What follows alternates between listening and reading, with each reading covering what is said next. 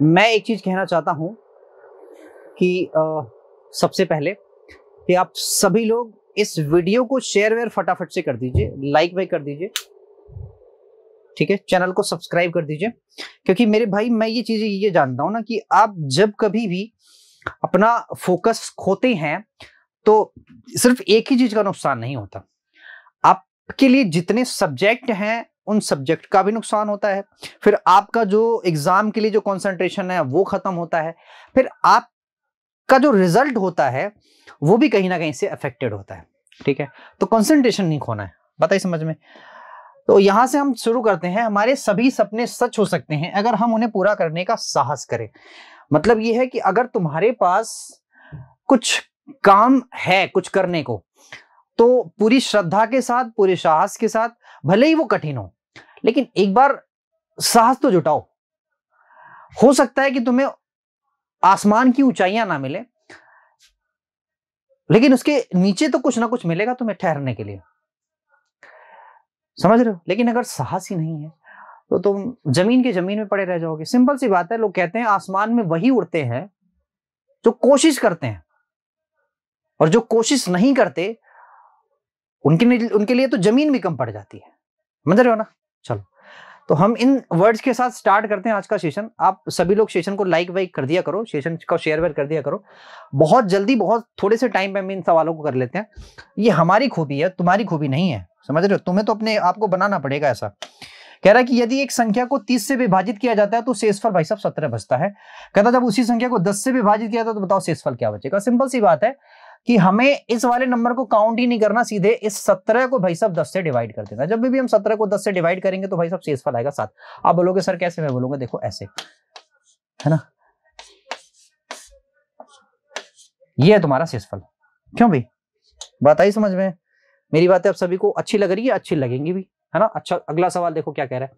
देखो दोस्तों, कहीं ना कहीं ऐसे सवाल ये आपका मनोबल बढ़ाते हैं, आपका मनोबल बढ़ाते हैं, ठीक है। आओ जरा, मैं ये सवाल अगर बोलूं कि ये सवाल इसका आंसर क्या होगा, तो इसके लिए एक फॉर्मूला भी होता है। आप चाहे फॉर्मूला यूज करो, चाहे आप मतलब चाहे आप फॉर्मूला यूज करो, चाहे आप जो है मतलब कोई ना कोई तरीका तो यूज कर सकते हो, है ना। चाहे आप ऐसे ही सीधे सीधे आप इसका स्क्वायर निकालो और फिर इसके बाद सवाल का आंसर दे दो, ठीक है। ठीक है भाई।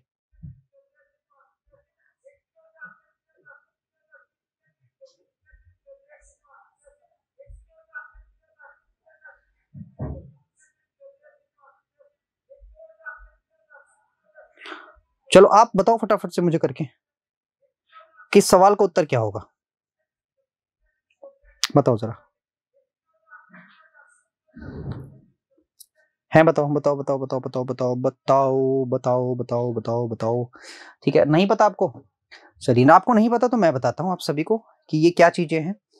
तो ये ऐसे कुछ होता है कि n plus 1, 2n plus 1, 2n plus 1 by 6। उम्मीद है आप ये बातें जानते होंगे, ये बात समझते होंगे। ये लगातार संख्याओं का सम है, मतलब एक से उठा करके समझ रहे हो, एक से लेकर के ये कुल मिला के जितनी संख्याएं हैं उन तक का ये सम है। बात आ रही समझ में। तो मेरे दोस्तों, मैं ये कहता हूं ना कि सिंपल सी बात मैं ये बोल रहा हूं आपसे कि एक से लेके अगर मैं 25 तक के स्क्वायरों का सम अगर निकाल लूं, और उसमें से मैं एक से लेके भाई साहब 15 तक के स्क्वायरों का सम माइनस कर दूं, तो मेरे सवाल का उत्तर आ जाएगा, है ना। तो कितनी संख्या भाई साहब, यहां 25 है, तो ऐसे यहां पे 25 लिखो। वहां देखो 25 और 1 26, एन में क्या करना है, जोड़ना है, यानी कि 26, और फिर 2 यानी कि 25 दूना 50 और 1 51 बटा मेरे भाई कितना आता है 6 माइनस। वही काम यहां करना है, यहां होगा 15, 15 और 1 16, 15 दूना 30 और 1 31, 31 भाई साहब बटाओ कितना होगा 6। आप चाहो तो 6 से काट भी सकते हो, कट जाएगा कोई दिक्कत नहीं। देखो 3 से काटोगे, यहां पहले काटोगे 13, फिर यहां काटोगे 17, फिर यहां काटोगे, देखो 3 से काटोगे, सॉरी 2 से काटोगे तो 8, और 3 से काटोगे तो यहाँ पे 5, ठीक है। अब इन सभी को क्या कर लो, गुणा कर लो। तो मैं यूनिट डिजिट से आंसर निकालना हूं, देखो जरा कि यूनिट डिजिट से आंसर आ रहा है। तो 8 पंजे 40, यहां हो गया 40, एक 0 हो जाएगा, ठीक है ना। और यहाँ देखना भाई, यहाँ तो 5, तो 5 तो यूनिट डिजिट आ रहा है, लेकिन हमें सबका गुणा करना पड़ेगा। तो आप मेरा एक काम कर देना, ठीक है, मैं ये आपसे बोल रहा हूँ, हालांकि कर तो मैं भी सकता हूँ 8 × 40 गुणा 31, लेकिन आप मुझे करके कमेंट बॉक्स में प्लीज आंसर बताना कि इनमें से कौन सा आपका जवाब आएगा, आंसर आएगा, ठीक है ना। अगला सवाल देखो, बहुत प्यारा सवाल है, कह रहा है कि 1 से लेके भाई साहब आपको 100 तक की संख्याएं बतानी है और 5 कितनी बार आएगा, 5 कितनी बार आएगा ये आपको देखना है। 5 कितनी बार आएगा, तो सिंपल सी बात है, एक बार 5 में 5 आएगा, 5, 15, 25, 35,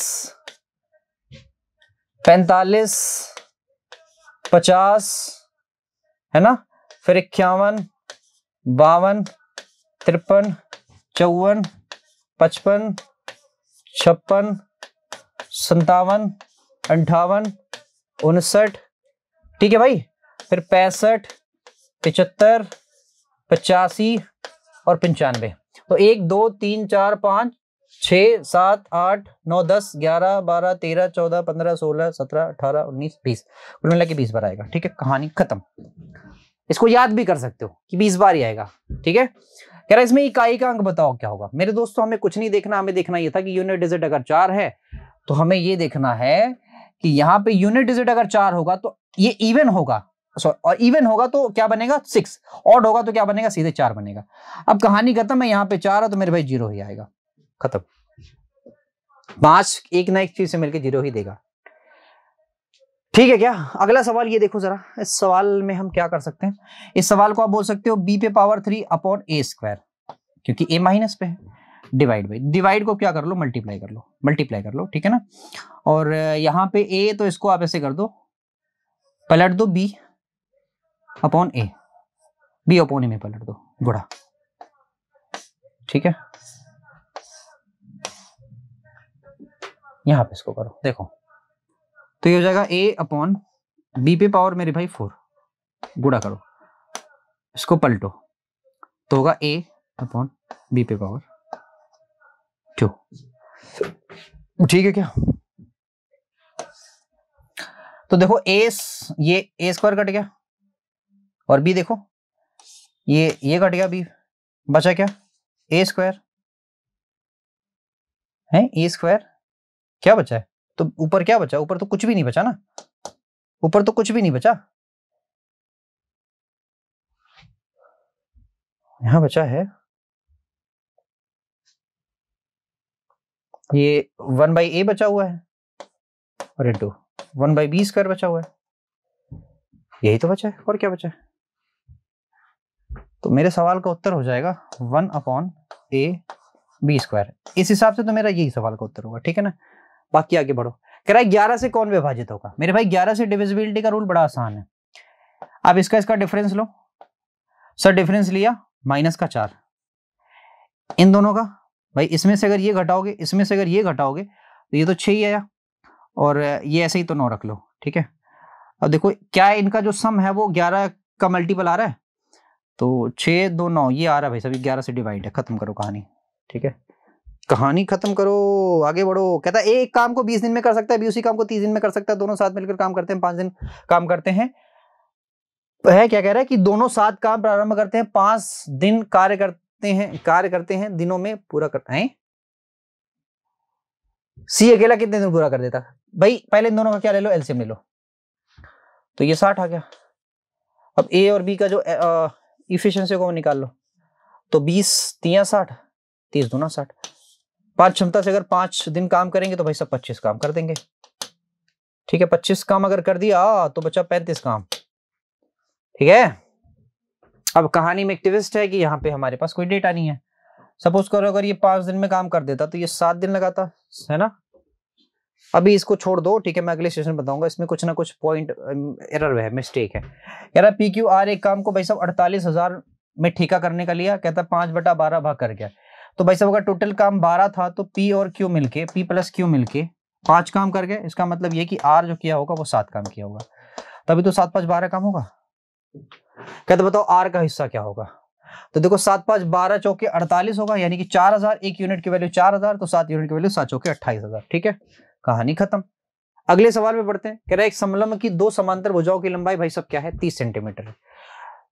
समलंब का क्षेत्रफल दे दिया गया था, उसकी ऊंचाई बताओ। तो अगर h आपको निकालनी है तो फॉर्मूला ही होता है समांतर भुजाओं का योग, कुछ नहीं करना भाई, पहले 2 का गुणा कर लो फिर 350 कर लो, ठीक है, और बटा क्या कर दो समांतर भुजाओं की लंबाइयां, तो उन दोनों को जोड़ लो, 40 से 70 भाग दे दो, 7 25 35 5 दूना 10 मेरे सवाल का उत्तर है। h बराबर क्या आ जाएगा, सीधे सीधे 10। फॉर्मूला भी लिख लो, समांतर भुजाओं का योग गुणे बीच की दूरी बटा दो, ठीक है, इसी से मैंने लगाया है, डायरेक्ट कर दिया है। कहता है एक बिल में 35% और 25% की 2 क्रमांक के छूटे के बीच 3 रुपए का डिफरेंस है। सिंपल सी बात है भाई कि 15% यहाँ पे दिख रहा है, 15% बराबर किसके, 3 के, तो 5% मेरे भाई बराबर किसके होगा सर, 1 रुपए के, तो 100% मेरे भाई किसके बराबर होगा भाई साहब, 20 रुपए के, यानी कि बिल की राशि कितनी है, 20 रुपए है। ये गड़बड़ है, ये समझ रहे हो, ये गड़बड़ है, ठीक। तो अगर इस सवाल है तो आंसर मेरा वही है, ठीक है, सिंपल सी बात है, निकल लो, आगे बढ़ो।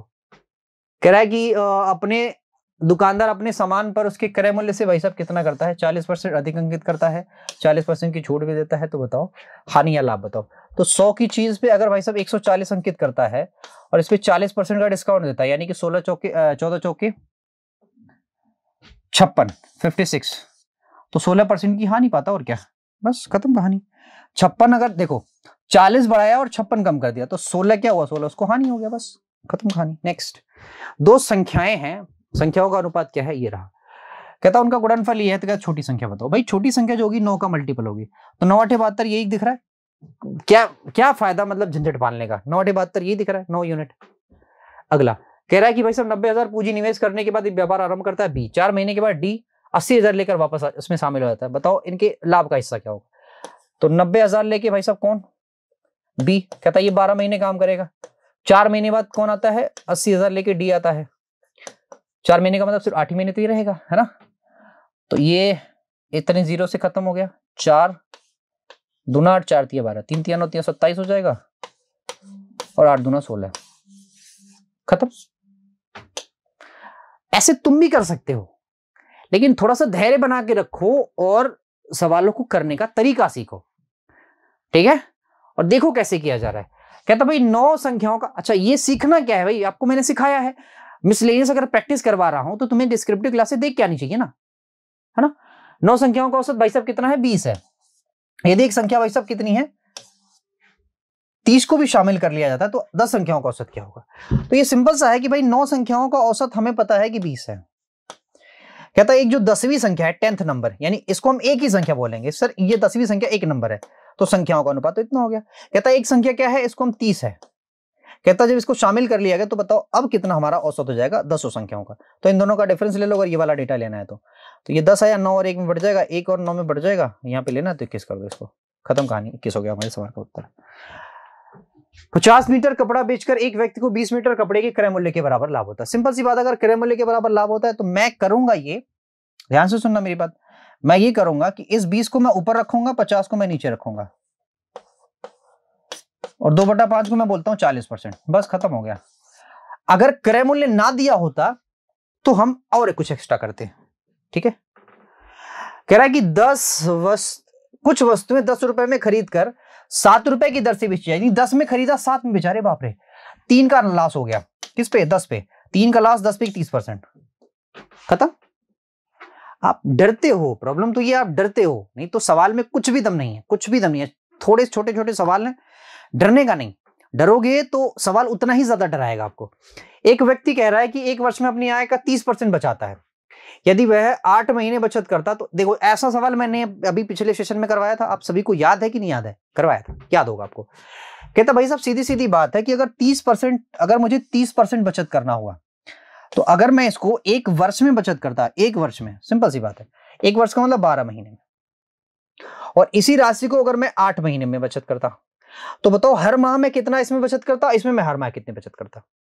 तो आप बोलोगे सर 12 से भाग दे दो, तो अगर 30 में अगर मैंने 12 से भाग दिया तो पता चल जाएगा ना कि 6 5 30, 6 दूना 12, यानी हर महीने में 2.5 रुपया बचाऊंगा, हर महीने में 2.5% बचाऊंगा। और जब यहाँ पे 8 हो गया तो सिंपल सी बात है भाई कि अब मैं कितना वृद्धि कर रहा हूं ये भी जरा देख लो, तो 15/4, 15/4 का मतलब 4 3 12 पॉइंट, 4 3 12 हो गया, 30, 4 7 28, 4 5 20, 4 5 20, ठीक है। तो पहले मैं 2.5 रुपए बचा रहा था, अब मैं कितना बचा रहा हूं? 3 रुपए 75 पैसा। तो कितना ज्यादा बचा ले रहा हूं, कितना ज्यादा बचा ले रहा हूं, ये जरा देख लो। तो भाई देखो 50 पैसा यहां बचाया और 75 पैसा यहां, कुल मिला के 1 रुपया 25 पैसा बचा ले रहा हूं। और पहले से किससे? पहले से। तो पहले वाला नीचे लगा लो, थोड़ा 100 कर दो। आप देखोगे सर ये डेसिमल अगर यहां से हट जाएगा तो डेसिमल यहां आ जाएगा, ये डबल जीरो लगेगा, तो आप ये बात जानते हो कि आएगा 1250। 25 से भाग देना है, तो 25 पंजे 125, 50 मेरे सवाल का उत्तर है। आसान था कि नहीं बताओ? आसान है, बस आपको समझना ही है।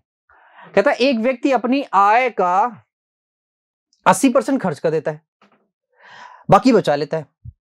कहता है उसकी आय बचत दोनों 10% बढ़ जाती है। तो भाई साहब अगर 80 को हम बोलते हैं 4/5, आपको पता है कि अगर इनकम मेरी 5 है तो 4 में क्या करता हूं? बचाता हूं, 1 में खर्च कर देता हूं। अगर मैं 400 500 कर दूं तो कोई दिक्कत है? अब मैं 400 500 ना करो, 50 ही करो। 50 और 40 कर दो, ये 10 हो जाएगा। यानी 50 कमाया, 40 उड़ाया, 10 बचाया। तो कहता है 10 में इसमें 10 की वृद्धि इसमें हो जाती है, तो 10 की वृद्धि यानी 5 रुपए की वृद्धि, 4 रुपए में खर्च करूंगा। यानी कि 5 कमाया, देखो पहले जो कर रहा था वो तो कर ही रहा था, लेकिन जब इसमें मैं आ गया तो इसमें भी 1 रुपया मैं बचा ले रहा हूं। यानी कि 10 की वृद्धि किया कमाई में, तो 10 की वृद्धि किया, अच्छा आय और बचत में, अच्छा ठीक है, तो कोई बात नहीं, ये भी चीजें। तो कहता है बताओ बचत में कितने परसेंट बदलाव हुआ? तो 1 का बदलाव हुआ 10 पे 10%, 1 का बदलाव 10 पे 10% ये रिप्रेजेंट करता। आप सभी लोग समझते हो इस बात को। एक गाड़ी कह रहा है कि 25 मीटर पर सेकंड 8 घंटा चलती है। कहता दूरी बताओ। आसान ही है, ये मीटर पर सेकंड है तो 5 का गुणा 25 में, तो 18 का गुणा 5 में, ये मीटर पर सेकंड हुआ, ये km पर आवर हुआ। 18 25 वैसा होता है 90 पर आवर। तो डिस्टेंस अगर चाहिए तो 4 गुणा समय, 8 9 72, यानी कि 720। ये मेरे सवाल का उत्तर है।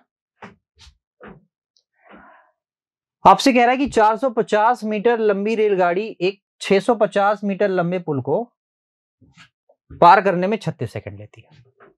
रेलगाड़ी की गति बताओ। तो स्पीड ऑफ ट्रेन बतानी है आपको, स्पीड बतानी है, इन दोनों को आप ऐड कर लो, यानी कि 7 4 11 7 4 11 1100, 36 सेकंड में। किलोमीटर पर घंटा में गति बतानी है, 18/5, है ना। एक काम करो, यहाँ 2 का गुणा कर लो, यहाँ भी 2 का गुणा कर लो, तो इससे होगा ये इससे कट जाएगा, 1 0 यहाँ से कट जाएगा, 110 आपके सवाल का सही उत्तर हो जाएगा। कहानी सेट है, बिल्कुल एकदम क्लियर है, 100% आपको क्लियर होगी, मुझे इतना पता है। आपको पता ये मैंने पूरा का पूरा 20 सवाल कितने देर में किया है? तो जहां तक मुझे लग रहा है ये सवाल जो हुआ है वो मात्र 15 मिनट में हो गया। 20 सवाल 15 मिनट में। तुम सोचो कि मैंने स्पीड कितना रखा होगा, बात समझ रहे हो? तो मेरे ये कहने का मतलब है कि जब भी आप कभी सवाल को सॉल्व करते हो तो अपने ऊपर जब विश्वास बना के रखोगे कि हाँ मुझे आता है, तो तुम कुछ ना कुछ तो कर ही लोगे। लेकिन अगर ऐसा नहीं हुआ तो फिर तुम नहीं कर पाओगे। ठीक है, चलो आज इस सेशन में इतना ही रखते हैं। बाकी वीडियो को लाइक शेयर और सब्सक्राइब चैनल को जरूर करना, ठीक है ना। चलो thank you very much, bye bye, take care.